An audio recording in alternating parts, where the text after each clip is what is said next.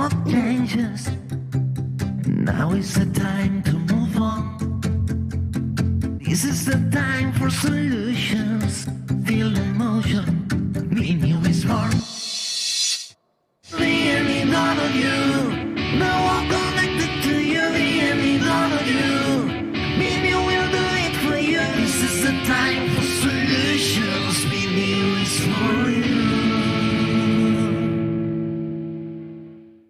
Buenos días, bienvenidos, bienvenidas a esta tercera jornada del BNIU 2025 y primera jornada de la vertical de Digital Industry aquí en este auditori del Deep Factory, d'este edificio del Deep Factory. Benvinguts, benvingudes en aquesta primera jornada de Digital Industry.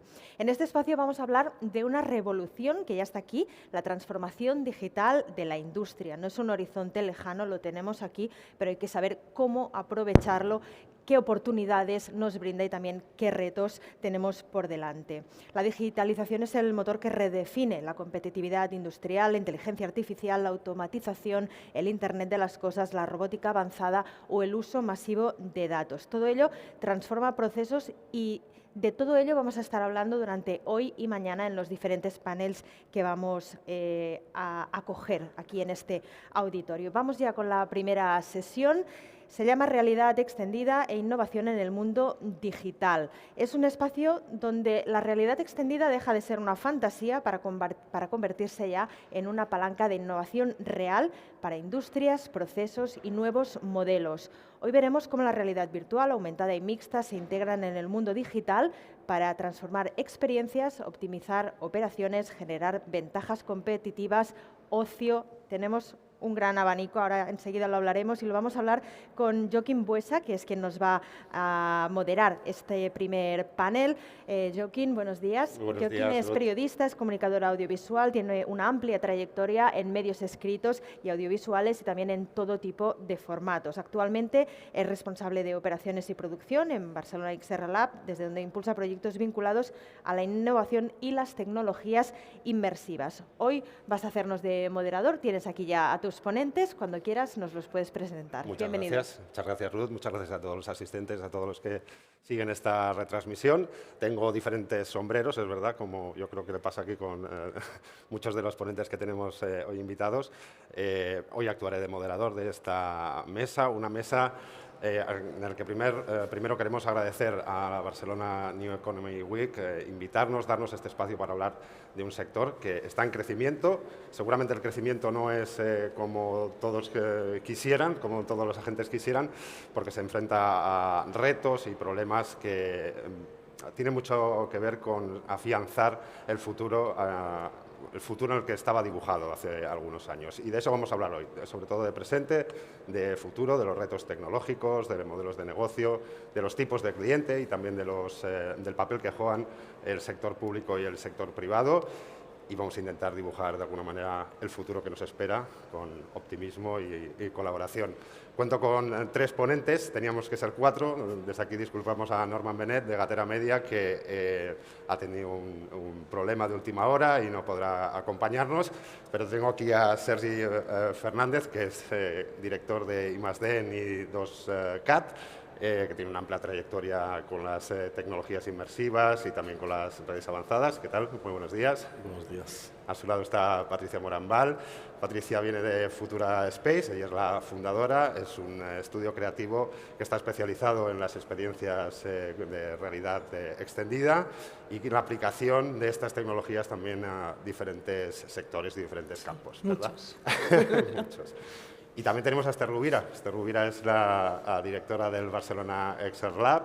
Es el nuevo hub de las industrias creativas de la ciudad de Barcelona, una iniciativa que quiere aunar la innovación, la empresa, la creatividad, ofreciendo espacios, ofreciendo tecnologías y que quiere ser también un referente en este modelo de colaboración entre empresa, instituciones y también público. Buenos días. Buenos días. Gracias. Muchas gracias a todos por estar aquí. He dicho que hablamos de presente y de futuro, pero igual vamos un momentito al pasado porque estas expectativas que hace unos cuantos años, y vosotros que venís con una larga experiencia trabajando en este sector, siempre se hablaba de unas expectativas, un cambio radical que iban a producir todas las tecnologías inmersivas y el XR en general. y no sé si se han cumplido, si estamos en ese escenario previsto por todo el mundo, y cuáles son un poco esas claves que podríais dar para que no estemos o sí estemos en ese momento.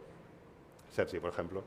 Bueno, las expectativas son altas, claro, ¿no? Porque al final se le exige a la realidad virtual que te ofrezca una inmersión absoluta, indistinguible casi de la realidad, ¿no? Y es un sueño que ha tenido la humanidad desde siempre, ¿no? ¿Cuántas películas hemos visto con mundos paralelos, alternativos, que no existen, que son virtuales, pero que son indistinguibles de la realidad, ¿no? De hecho, en una serie hace poco, eso sucedía con unos cascos de realidad virtual que parecían una tecnología súper avanzada que venía del espacio, ¿no? Pues claro, teníamos la expectativa, los que llevamos trabajando en esto mucho tiempo, teníamos la expectativa de que pasase antes, ¿no? Porque dices, bueno, tampoco son tantos problemas, pero cuando entras en el detalle de la problemática, sí que son muchos problemas, ¿no? O sea, está el problema del propio realismo de los entornos, que son entornos CGI al final pueden ser muy realistas, pero cuando te mueves dentro de ellos no son tan realistas, ¿no? Ahora últimamente, hace 3 o 4 años, salió todo el tema de NERF, Gaussian Splatting, que eso te permite capturar el mundo real con un realismo increíble, ¿no? O sea, te permite representar la luz de forma tan realista que el 3D es indistinguible de la realidad. Esto ya está sucediendo, esto ya es así. Problema, cuesta mucho de renderizar, ¿no? Entonces necesitas máquinas muy grandes para renderizar eso a tiempo real. Luego, no puedes llevar una máquina muy grande en la cabeza. Dices, bueno, pues lo pongo en la nube. Claro, pero tienes una latencia.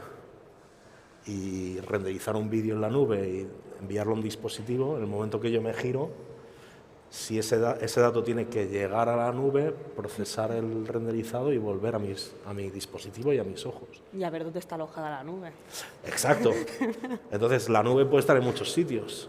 Tú puedes contratar a Amazon y tener un servidor pues, por aquí, digamos, por aquí cerca, en Cataluña, en España, a lo mejor Irlanda, ¿no? Y te funciona para según qué servicios, pero para esto no. Entonces, aquí entramos todo el tema del Edge Computing, todo el tema del 6G. Nosotros en I2K trabajamos muchos proyectos de 6G, somos uno de los centros más avanzados de 6G de España y de Europa, y bueno, faltan años para que eso esté en el mercado, ¿no? Obviamente nosotros damos nuestros inputs y nuestros requisitos. Todo el mundo en el sector telco sabe que queremos máximo ancho de banda, máxima latencia y máxima flexibilidad en el deployment de servicios en el Edge. Eso tiene un coste. Entonces, bueno, podría extenderme. No, yo creo que sí que se ha avanzado mucho técnicamente, queda muchísimo más por avanzar, pero yo recuerdo cuando empezó como este gran boom de la realidad virtual que decían, no, en 2016 todos tendrán sus gafas en Reyes en casa, y decía, o yo soy muy tonta o me estoy perdiendo algo, ¿no? Porque no lo acababa de entender.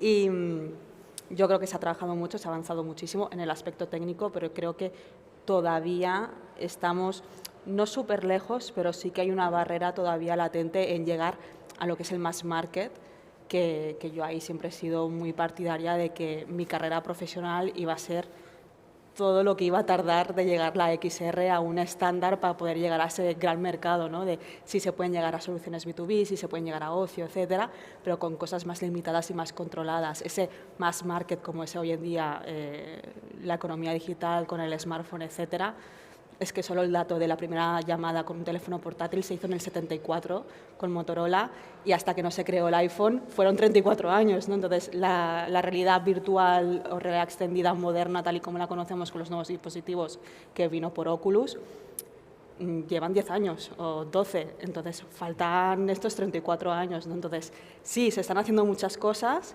se está avanzando incluso más rápido de lo que se avanzaba en su día, pero yo creo que justamente porque el usuario medio está muy acostumbrado a que todo es ya, todo es Netflix, todo es Prime, todo es Amazon, me llega en un segundo, etcétera, y también los medios lo han vendido como esto ya está aquí, bueno, es el mismo pues reflejo, ¿no?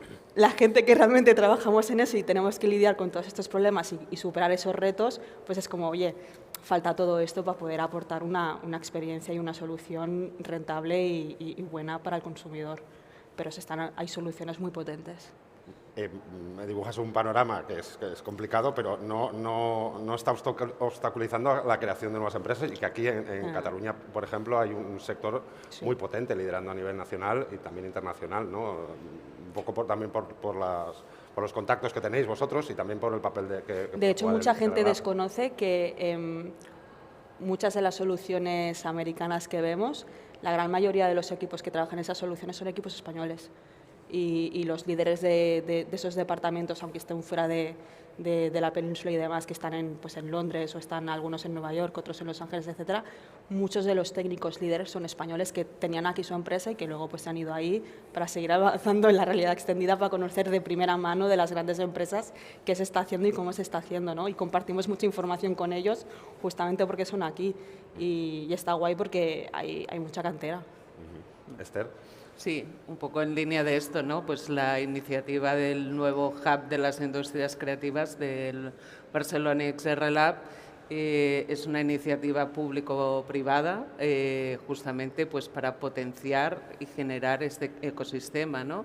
Y que realmente pues esa ciencia ficción, ¿no?, de la que hablábamos quizá en 2011, pues tenemos ejemplos claros de algunas de las empresas que ya están alojadas ahí, pues que están desarrollando proyectos integrales como Svartspin Studios en gaming y otros proyectos de realidad virtual, o incluso un proyecto de Alma Digital que están desarrollando cómo implementar la tecnología en el wellness, ¿no? Y bueno, justamente uno de los objetivos de este nuevo hub que inauguramos a finales de mayo es potenciar y dotar de recursos al sector y generar iniciativas pues para que haya una dinamización y una colaboración para poder crecer, ¿no?, en este sector. Interesaba un punto, sintetizo, Patricia, no sé si es que la masa crítica no está preparada todavía para toda esta adopción de nuevas tecnologías y nuevas implementaciones, y que también supongo que va ligado a los problemas técnicos, un poco que se hablaba desde el punto de vista de desarrolladores, desde el punto de vista creativo, de acabar de presentar un producto que sea absolutamente con un mercado indiscutible. Sí. También falta mucha convergencia y mucho acercamiento de creativos al mundo tecnológico. Al menos en mi experiencia en casi 10 años de carrera en XR, los creativos, cuando nos hemos acercado a programadores de, oye, nos gustaría hacer esto, tal, no sé qué, la primera barrera y obstáculo que nos hemos encontrado es, no, esto no es posible, ¿no? Entonces, decirles a un creativo es muy desmotivante porque realmente un creativo no sabe cómo piensa un ingeniero o un programador, por lo tanto da por hecho que cuando dice que no es porque realmente no es posible.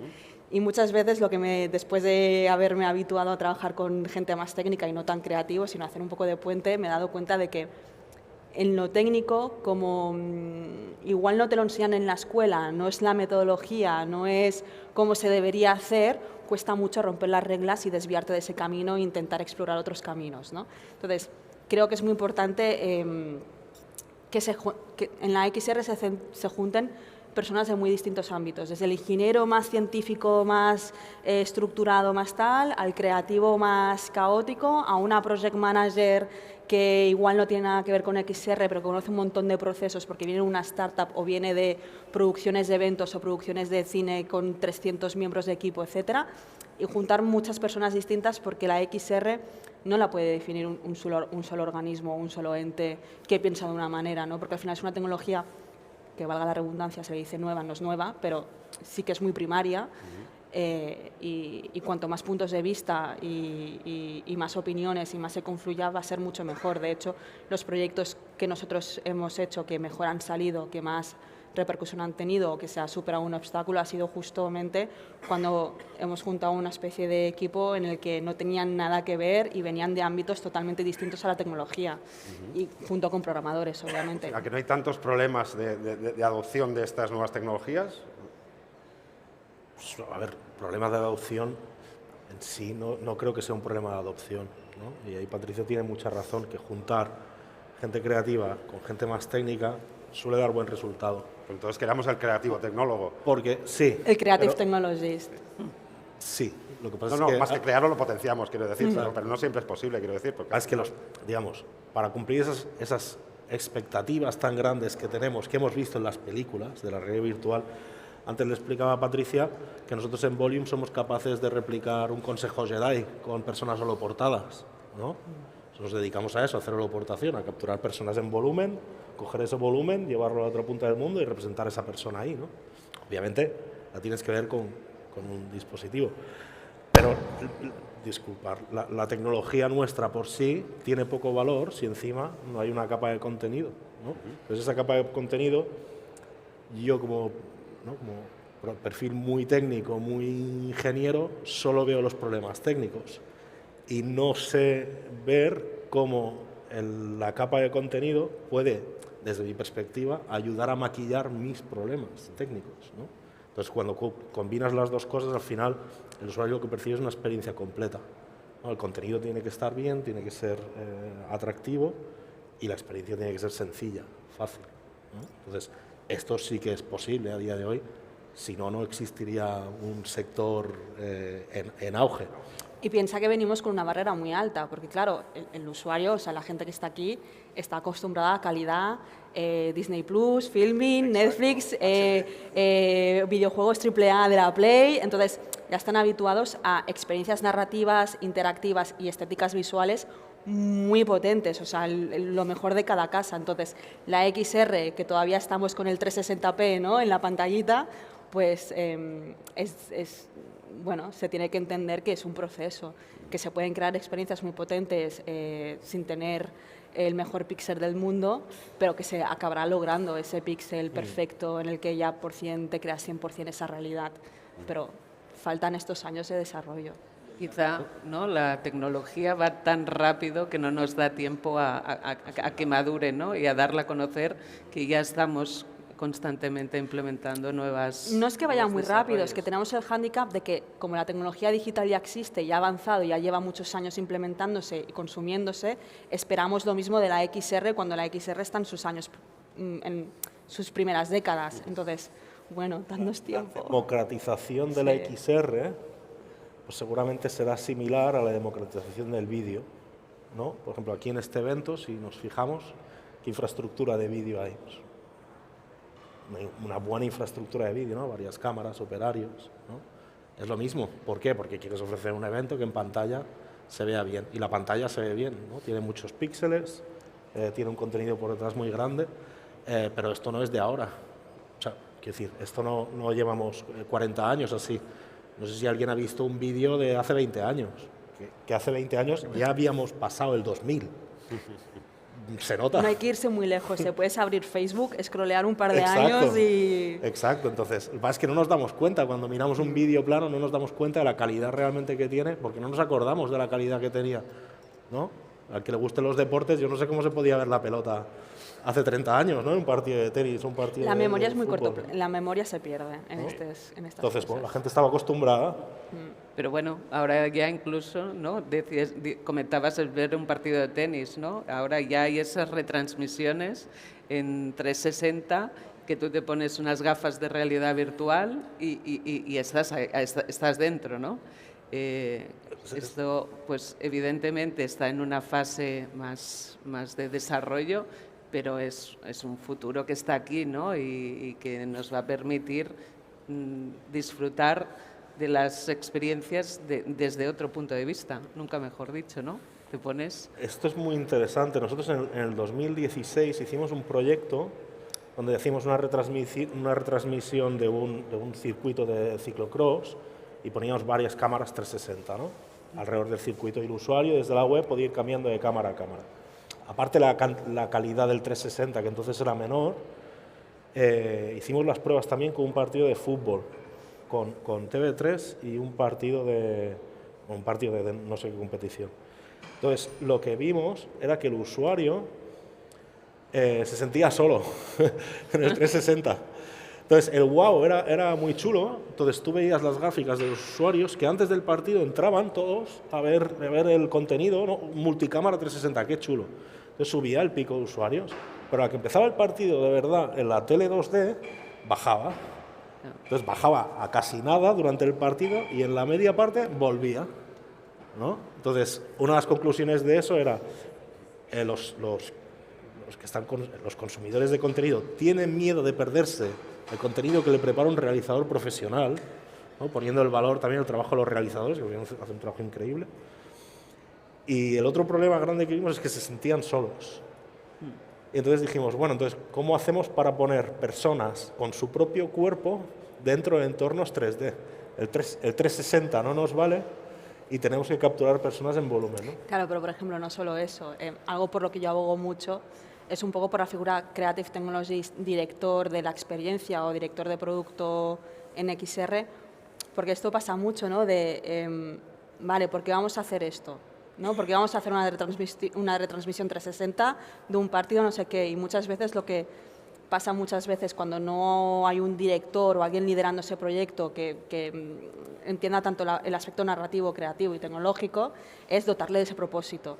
Nosotros, en un ejemplo sencillo, hicimos una experiencia para el SEI Can Roca, en el que después del menú te tomas un postre y ese postre viene con una experiencia de realidad virtual en el que es social, es colaborativa y estáis todos sincronizados dentro del mundo real y del mundo virtual, ¿no? Entonces, cuando nos lo ofrecieron hacer fue como, vamos a meter esta tecnología porque queremos trabajar esta tecnología. No, fue totalmente lo contrario. Adrián y yo, que venimos del mundo narrativo, cinematográfico, no tanto del tecnológico, que luego nos hemos vuelto muy tecnológicos porque llevan la profesión, pero empezamos la experiencia al revés, ¿no?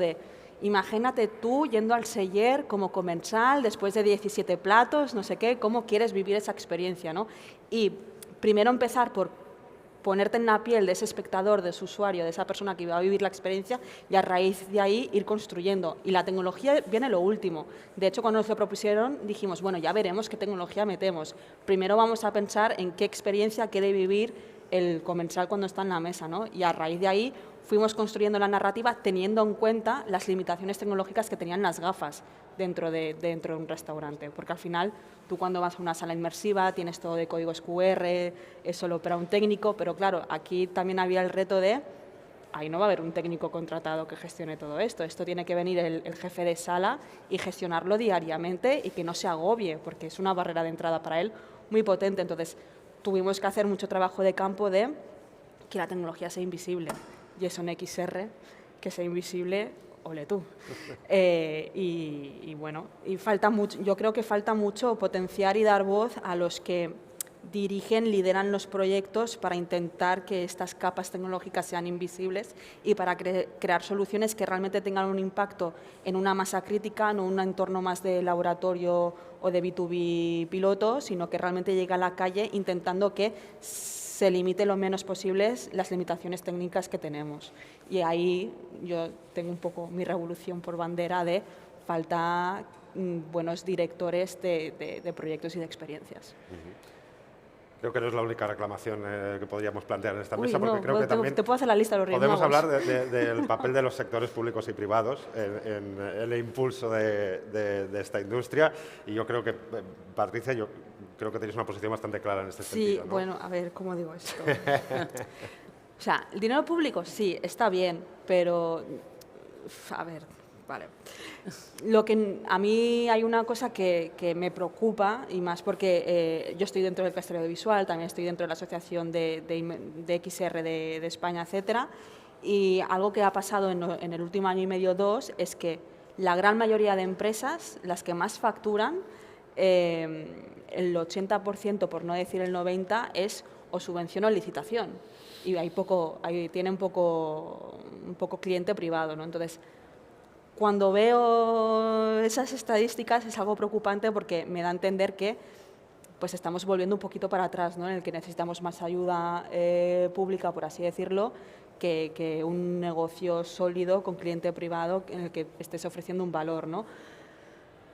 Bueno, se puede mirar de muchos prismas, no sé qué prismas tienen ellos, pero a mí simplemente es un dato que me preocupa, que las licitaciones no están mal, que sé que Esther, es el punto que defiende Esther. Yo no digo que estén mal, solo digo que hay que tener cuidado cuando las empresas están viviendo más del dinero público que no de los clientes privados, porque ahí creo que no es un equilibrio sano a largo plazo. Por alusiones. Bueno, evidentemente, claro, mi opinión en ese sentido es distinta. No dejamos, además de estar en un proyecto público-privado, y consideramos que es una excelente noticia que el sector público esté invirtiendo tanto en el desarrollo de las nuevas tecnologías. Es cierto que hay unas ciertas barreras, como son preparar una licitación o una subvención, que son procesos complejos. pero que una vez tú obtienes este tipo de licitación o de subvención, te ayuda a desarrollar nuevas tecnologías, nuevos proyectos, y que además estos nuevos proyectos que se consolidan en el sector público no deja de ser un escaparate para el sector privado, de ver cómo estas tecnologías se pueden implementar en sus negocios, ¿no? Entonces, yo no lo vería como un problema, sino como una... Son dos negocios que se complementan muy bien, hay que encontrar el equilibrio. Y eso no pasa solo en el entorno del XR, es extensivo, ¿no? La empresa que vive solo de fondos públicos, evidentemente es una estrategia, pero cuando te cae algún proyecto grande, pues sufres. Pero en este sentido, ¿no? En el que el sector privado aún falta que apueste claramente por estas nuevas tecnologías, tener este apoyo institucional de público pues es importante. Entonces, pero bueno, que en líneas generales, ¿no? También aprovecho un poco, pues es un trabajo que estamos desarrollando en el Barcelona XR Lab, ¿no? Las empresas que están alojadas en el hub les estamos dando apoyo para presentarse a estas subvenciones. Por ejemplo, pues tenemos 2 casos de éxito de 2 empresas que han conseguido una subvención para desarrollar proyectos que estaban ideando. Y nosotros como propio hub también nos estamos presentando a fondos europeos en consorcios internacionales, lo que esto permite también una proyección internacional, esas sinergias con otras empresas y otros sectores que el retorno tiene que aportar pues, a las empresas que forman parte del ecosistema del XR Lab. Y no estoy hablando solo de las que están alojadas, sino también de todo el sector, ¿no? Que es un poco el objetivo que nosotros tenemos, ¿no? Ser un dinamizador de todas estas iniciativas. Sergi, ¿desempatas? No. A mí lo que me gustaría saber es el porqué, ¿no? O sea, el porqué del sector público, más o menos me lo puedo imaginar, ¿no? Existen los recursos, las ideas en el sector público y se quieren llevar a cabo, entonces, fantástico. Fantástico porque eso ayudará a las empresas a resolver problemas que luego les ayuden a hacer propuestas de valor atractivas para la industria. Al final la industria hace una inversión cuando le optimiza, cuando saca un beneficio, cuando hay un retorno de esa inversión, ¿no? Si no, se mira mucho mejor cuál es el coste o la inversión que se hace en una determinada experiencia o aplicación. Entonces, me remito a lo que decía antes, ¿no? O sea, el problema, desde mi punto de vista, los costes de creación de contenidos son altos porque las expectativas que hay sobre el contenido son altas, porque en general los contenidos que tenemos son muy buenos. Por otro lado, el coste de despliegue, ¿no? Como decía Patricia, pues no es fácil, ¿no? Y en el Celler de Can Roca, pues es muy difícil, pero es que el Celler de Can Roca es similar a lo que vas a tener en una fábrica con un operario que tiene que hacer un training, ¿no? En tanto a usuario no le puedes poner un gran PC con cables que se le desconectan, que si la batería, que si no sé qué, se me apaga el casco, bueno, todas esas problemáticas que conocemos, ¿no? O sea, entiendo que la industria esté un poquito por detrás. Luego, por otro lado, tampoco creo que tengamos que menospreciar el valor del sector público impulsando tecnologías que pueden significar un breakthrough, un punto de inflexión, ¿no? Antes veía 2 militares sentados. Seamos conscientes de que Internet se crea en Estados Unidos porque un grupo de militares le pide a un grupo de universitarios que les comunique 2 centros militares y por eso surge Internet, ¿no? Obviamente esto no es un proyectito de 50.000 euros para un ayuntamiento de Cantabria que quiere hacer una aplicación para el turismo, ¿no? Estamos hablando de inversiones diferentes, pero el sector público desde luego tiene un claro papel y parte de la razón de su existencia es invertir allí donde la tecnología del propio país, en principio, puede hacer avanzar, ¿no? al país y al conjunto, digamos, de la humanidad en según qué caso. Un catalizador de sectores muy diversos, ¿no? De Exacto. la defensa también, de la formación, en salud. Entonces, cada uno con sus sueños, ¿no? El mío, yo me enamoré de este sector por ese sueño, ¿no?, de la teleportación, de estar en varios sitios a la vez. Entonces, llevo 10 años de mi vida dedicado a esto. Estamos llegando. No somos los únicos, ¿eh? No soy el único con este sueño, habrá muchos con este sueño, pero yo creo que cuando eso exista va a romper muchas barreras, ¿no? Empezando por los que no les gusta coger un avión, como yo, que me suda las manos cada vez que cojo un avión y me ha tocado pues, durante años coger aviones todas las semanas, ahora por suerte pues, menos. Jo, a mí me encantan los aeropuertos. Bueno, los aeropuertos también, yo a mí lo que llevo mal es el Estás avión. en tierra. Sí. Entonces, pero bueno, pensemos en todos esos desplazamientos innecesarios que hacemos, ¿no? Simplemente para estar ahí, para que esa presencialidad tenga sentido. Cuando seamos capaces de resolver este problema, vamos a optimizar muchas cosas, empezando por todos los gramos de CO2 que he tirado viniendo desde Vilanova hasta aquí, ¿no? En pandemia ya lo vimos, ¿no? De la cantidad de gente que Claro. dice, ahora que trabajo en casa, me puedo ir a vivir al campo, o puedo volver Claro. a mi pueblo, tal. Y ahora que se ha vuelto... Lo malo de eso, yo tengo un equipo de unos 20 ingenieros. Entonces, lo malo de esto y lo que perdimos es el contacto personal y ese pegamento que sucede con la presencialidad. Y eso te destroza muchas cosas, ¿no? Porque al final te pasas media vida juntando a gente para que hable, que antes se tomaban el café juntos, ¿no? Entonces, bueno, habrá cosas que podremos resolver, a lo mejor lo del café no, pero habrá otras que sí, ¿no? Por ejemplo, simular una isla, las típicas islas de mesas donde normalmente trabajamos, ¿no? Son islas de 6, 8 personas, eso lo vamos a poder simular a la perfección y eso no está muy lejos. O sea, no está muy lejos, es que ya somos capaces de hacerlo hoy, ¿no? Entonces, problema el deployment, pero yo creo que en poco tiempo, 1 año o 2 años, vamos a tener oficinas de este tipo y, A modo piloto, sí. Y Luego sí, ya haremos el eso ya desarrollo. se podría tener. bueno, A modo piloto. empezaremos por un piloto. Pero bueno, está claro que al final también necesitamos esa comunicación, esa sociabilización, ¿no? Justamente pues para crear y que surjan esas chispas, esas ideas, esas colaboraciones. Esto nosotros lo estamos viendo cada día, o el otro día que tuvimos esta reunión con Patricia en el Hub, de ahí salieron ideas muy interesantes, ¿no? Y está claro que la suma del talento de todos es lo que nos va a llegar a todos más lejos, ¿no? Y sí, esa mezcla, ¿no?, del mundo físico con el mundo virtual, ¿no?, que es el XR, pero hay una parte del mundo físico que no podemos dejar aparte, ¿no? O sea que...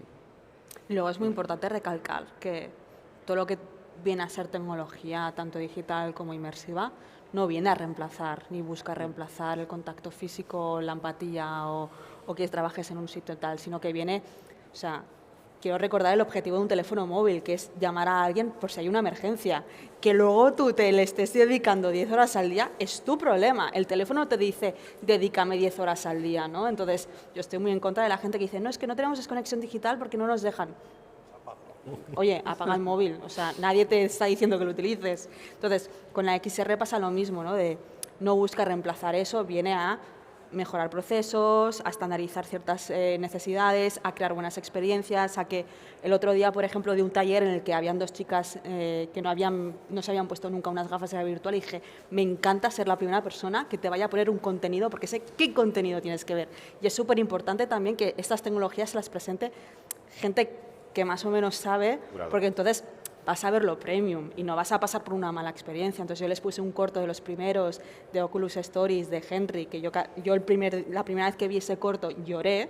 Es un corto de 2016, estéticamente ha envejecido mal, pero la narrativa, la empatía y el impacto que tiene es brutal. Se lo puse, se quitaron las gafas y las dos estaban llorando. Y yo pensé, ¿hace cuánto que no veo a una persona que se quita las gafas de la virtual y está llorando? Y ahí hice un poco las paces con mi profesión ese día, tengo que decir. Y fue como, esto es lo importante, ¿no? El que realmente tenga un propósito y se llegue a ese propósito.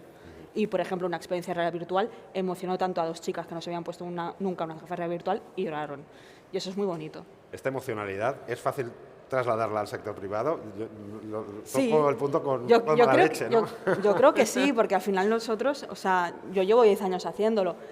Obviamente, si te llega un brief que te dice, no, esto lo quiero para la semana que viene, poco vas a emocionar. Creo que todos somos conscientes de que tú cuando pides que te construyan una casa, vas al arquitecto y le dices qué presupuesto tienes y el arquitecto te hace el proyecto a medida en base a tu presupuesto. Cuando tú pides algo creativo, sea un producto, sea una experiencia, sea una película, sea lo que sea, un producto creativo, pasa lo mismo y ahí tienes que pasar, pues, vale, dime qué presupuesto tienes y entonces ya te lo hago a medida y yo como creadora que utilizo distintas tecnologías me adecuaré a poder contar la mejor historia posible en la tecnología que me permita contar, ¿no? Y no al revés, de no, dame una idea, presupuéstamelo y a ver si aciertas en el presupuesto que quiero gastarme. Nosotros, por ejemplo, en el estudio no funcionamos así. Yo las veces que nos contactan lo hacemos de esta manera y si entiendes esta manera de trabajar y de proceder en un campo creativo, estupendo, te podremos ayudar. Yo, por ejemplo, en el proyecto del Seller, tuve muchas dudas al principio de, wow, ¿cómo vamos a hacer esto, no? Y sobre todo porque pensé, en el Seller no va gente habituada a esta tecnología, va gente de todas las edades, gente que no le gusta la tecnología, gente que se lo pasa súper bien, no sé cómo va a funcionar. Y cuando ves a la gente subiendo stories con las gafas, interactuando, tal, etcétera, eso es muy guay. Y eso es, claro, yo no puedo estar ahí día a día viendo el impacto que tiene, pero cuando veo que la gente sube stories, es como, vale, hemos llegado, ¿no? Y gente poniendo, va, me ha encantado, no sé qué, tal. Entonces siempre intentamos hacer pocas cosas, pero proyectos que realmente podamos dirigir. Nosotros si no podemos dirigir no queremos coger el proyecto, porque al final es eso, le tienes que meter tantas horas a la creatividad y al diseño técnico que es como, yo quiero que salga bien, entonces si no me vas a dejar que salga bien, prefiero no proceder. Y yo creo que aquí falta mucho no me gusta la palabra educar, pero concienciar de que cuando haces un proyecto de esta envergadura, que es XR, o sea un spot publicitario, o sea una película, o sea una obra artística y demás, deja trabajar a los creadores, que saben lo que hacen. Tú no le vas al dentista y le dices, no, hazme esto porque no sé qué, ¿no? Entonces, estaría bien que a los que creamos cosas se respeten también esos procesos de trabajo. Pero bueno, es la nueva manera de comunicarnos, ¿no? De crear y de experimentar. Entonces, evidentemente, sí que hay que dejar desarrollar a los creadores, pero hay que tener en cuenta, ¿no?, el objetivo también de cómo trasladar a las diferentes capas de la sociedad el uso de estas nuevas tecnologías y no solo en el sector cultural y de entretenimiento, ¿no?, que ahí entraríamos también en la aplicación del XR en los ámbitos de salud, de educación, de seguridad, ¿no? Por lo tanto, sí que de hecho, hoy en día hay la gente que opera corazones, cirujanos que operan con gafas de realidad virtual. De repente hay un cirujano muy bueno que solo hace esto en la válvula X y se conectan con gafas de realidad virtual y está diciéndole al cirujano en Australia cómo tiene que operar y es súper preciso. Mira, telepresencia. Sí, no sé si se va. Yo hablaba con un cirujano precisamente que está especializado en cáncer de pulmón y yo le decía, hombre, ¿me dejarías poner cámaras de las nuestras para que cuando haces una operación, ¿no?, a pecho abierto, yo pudiese capturar en volumen toda la operación y la grabe de forma que luego se la podemos ofrecer a estudiantes, ¿no?, de tu mismo campo para que lo vean? Y el hombre me miró y me dice, Sergi, llegas 10 años tarde. Digo, ¿cómo? Pero digo, ¿ya capturáis en 3D las operaciones? Dice, no. Dice, normalmente, en un 70% de los casos, hacemos 2 agujeritos y entramos unas cámaras endoscópicas y con eso, y con nuestras pinzas, nuestras cosas, y esto ya más o menos lo tenemos solucionado. Entonces, me sabe mal que no puedas capturar un cuerpo abierto porque no es lo común que yo abra, ¿no?, como en la carnicería, un cuerpo así. Y dije, bueno, yo me quedé alucinando, ¿no?, como me explicaba. Dice, de hecho, tenemos piloto automático. Dice, para cerrar y coser, tenemos piloto automático.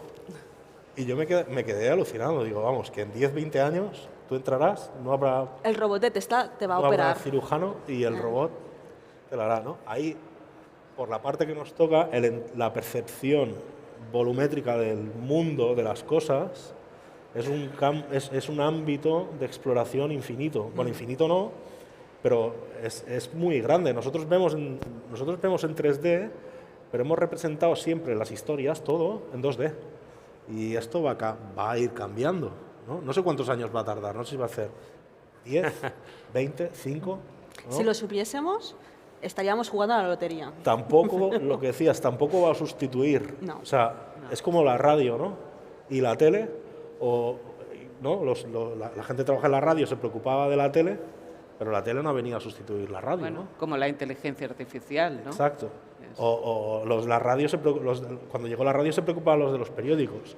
Y cuando a Joan Gamper le vinieron unos señores con unas cámaras a decirle que le pondrían cámaras en el campo de fútbol, les dijo que no, porque la gente no iría al campo, ¿no? Y ahora todo eso es un mercado en sí increíble, ¿no? Al final, yo siempre digo, todos son herramientas, ¿no? Tú con un martillo puedes construirte, ahora voy a ser un poco bruta, puedes construirte una casa o darle a alguien en la cabeza. Al final, el problema no es la tecnología, es el uso que le da cada persona y la capacidad que tiene de utilizarlo y de crear algo con esa herramienta. Y al final lo que es necesario siempre es enseñar casos de uso, explicarlo, que la gente lo prueba, que se habitúe, que se haga con ello y que salga a utilizarlo y a explorarlo en la mejor manera posible.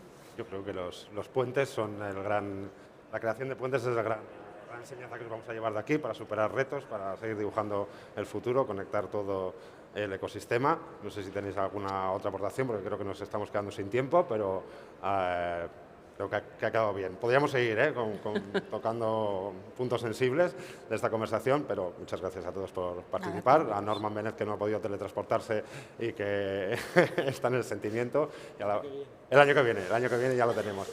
Y gracias a la Barcelona New Economy Week por invitarnos y permitirnos tener este debate sobre la realidad extendida. Muchas gracias. Gracias. Muchísimas gracias por esta sesión. Creo que ha sido una sesión muy chula para empezar esta vertical de Digital Industry, porque bueno, habéis tocado diferentes temas, ¿no? de ocio, de muchísimos usos que se le puede dar a esta realidad extendida. Cuando me hablabas de los partidos de fútbol, yo tenía los ojos ahí haciendo pampallugas, porque sí, me toca un poco de cerca.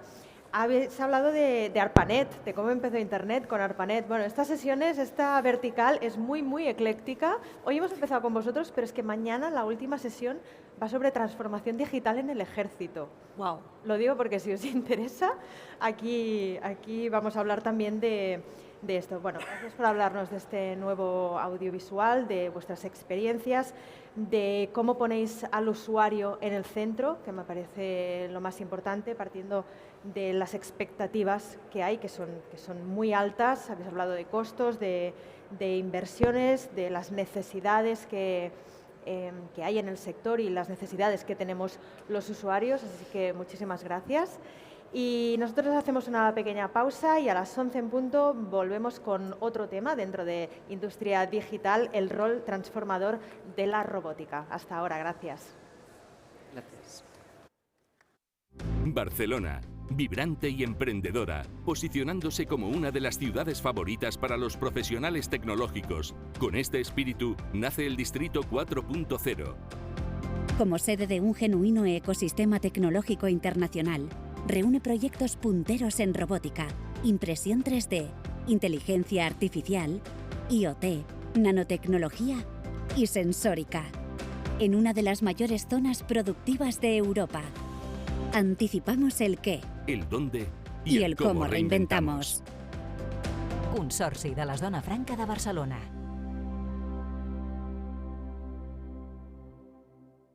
Després de tant temps a l'atur, sento que torno a respirar. Hi ha un moment que et preguntes què has estat perseguint tota la vida. Vaig estar molt de temps deixant-me portar. He fet realitat el que un dia vaig somiar. He trobat el que m'agrada. Reconnectar amb la feina m'ha salvat.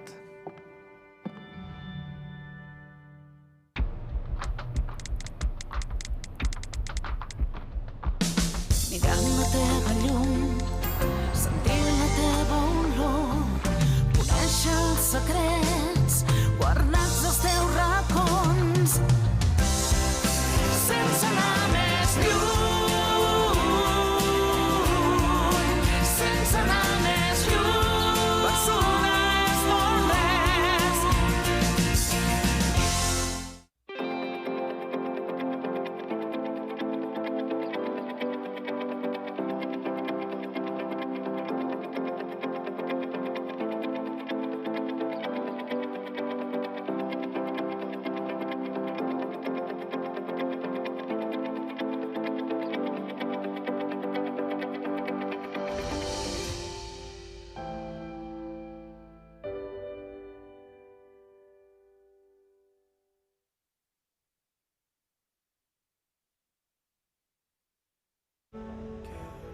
Maite, et necessito. És per la nova línia de producció. Ha sorgit una oportunitat, però no ens entra en el pressupost. Te n'envio els detalls i mirem com es pot finançar, d'acord? El millor de tenir algú a prop és que t'escolta. A CaixaBank Empreses estem a prop per acompanyar-te i portar la teva empresa on vulguis. CaixaBank, tu i jo, nosaltres. Informa't a caixabank.cat. Estamos muy bien, pero tenemos que invertir para asegurar el futuro de la compañía y de nuestra gente. Tú eres la CEO, hermanita, tú decides. Perdonad, que vamos a ir a tomar algo ahora, que es mi cumpleaños. 55 palos ya. Felicidades. Ahora bajamos, ¿vale? Por cierto, Javier. Dime. Gracias. Nos has ayudado a tomar una decisión muy importante. Hay razones que mueven más que el dinero, las personas. Por eso en Ibercaja reinvertimos el 100% de nuestros beneficios en la sociedad. Ibercaja, nos mueves tú. Perquè vols música, concerts, teatre. Perquè vols sentir, vibrar, riure. Perquè vols viure la cultura, La Vanguardia.